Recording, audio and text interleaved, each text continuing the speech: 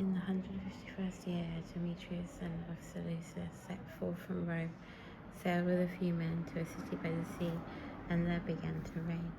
As he was entering the royal palace of his fathers, the army seized Antiochus and Lysias to bring them to him.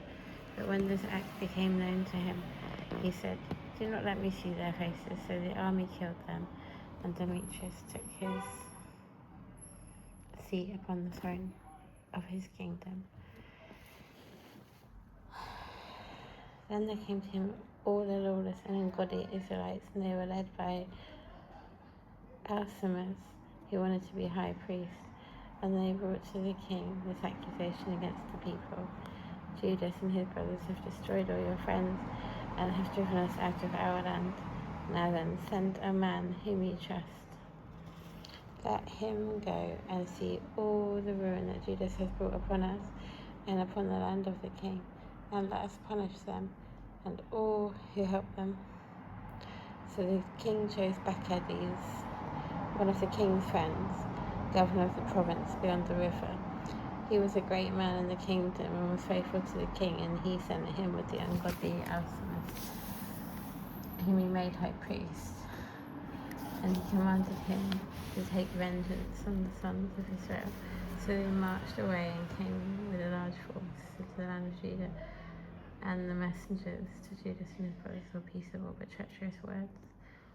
But they paid no attention to their words, for they saw they had come with a large force. Then a group of scribes appeared in a body before Alcimus and Maccabees to ask for just terms.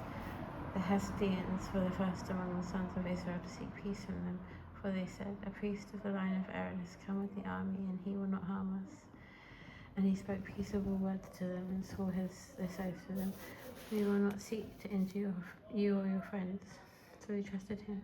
But he seized 60 of them and killed them in one day, in accordance with the word that was written: "The flesh of your saints and their blood they poured out round about Jerusalem, and there was no one to bury them."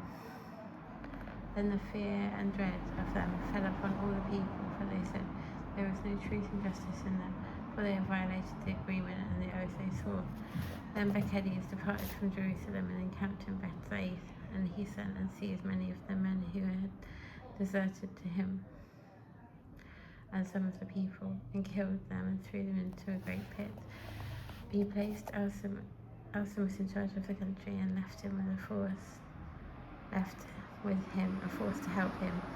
Then Maccabees went back to the king. Alcimus, who fought for the high priesthood, and all who were troubling their people joined him. They gained control of the land of Judah and did great damage in Israel. And Judah saw all the evil that Alcimus and those with him had done among the sons of Israel. It was more than the Gentiles had done. So Judas went out into all the surrounding parts of Judea and took vengeance on the men whom had deserted.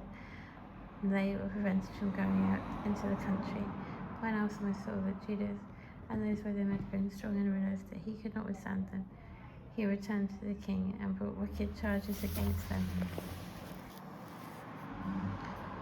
Nicanor in Judea. Then the king sent Nicanor, one of his honoured princes who hated and detested Israel, and he commanded him to destroy the people. So Nicanor came to Jerusalem with a large force and treacherously sent to Judas and his brothers this peaceable message: "Let there be no fighting between me and you. I shall come with a few men to see you face to face in peace." So he came to Judas, and they greeted one another peaceably.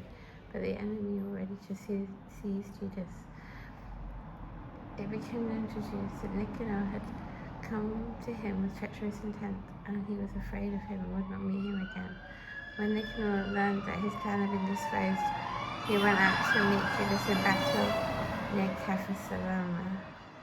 About 500 men of the army of Nicanor fell, and the rest fled into the city of David. Nicanor threatens the temple. After these events, Nicanor went to Mount Zion. Some of the priests came out of the sanctuary, and some of the elders of the people, to greet him peaceably and to show him the whole burnt offering that was being offered for the king. But he mocked them and derided them and defiled them and spoke arrogantly, and in anger he swore this oath: unless Judas and his army are delivered into my hands this time. Then, if I return safely, I will burn up this house. And he went out in great anger. Then the priest went in and stood before the altar and the temple, and they wept and said, You chose this house to be called by your name, and to be for your people a house of prayer and supplication. Take vengeance on this man and on his army, and let them fall by the sword. Remember their blasphemies, and let them live no longer. Death of Nicanor. Now Nicanor went out from Jerusalem and encamped against Beth-horon, and the Syrian army joined him. And Judas encamped in Adasa with 3,000 men. Then Judas prayed and said, When the messengers from the king spoke blasphemy, your angel went forth and struck down 185,000 of the Assyrians. So also crush this army before us today. Let the rest learn that Nicanor has spoken wickedly against your sanctuary, and judge him according to this wickedness. So the armies met in battle on the 30th day of the month of Adar. The army of Nicanor was crushed, and he himself was the first to fall in the battle. When his army saw that Nicanor had fallen, they threw down their arms and fled. The Jews pursued them a day's journey from Adasa as far as Gazara, and as they followed, kept sounding the battle call on the trumpets. And men came out, all the villages of Judea round about, and they outflanked the enemy and drove them back to their pursuers, so that they all fell by the sword, and not even one of them was left.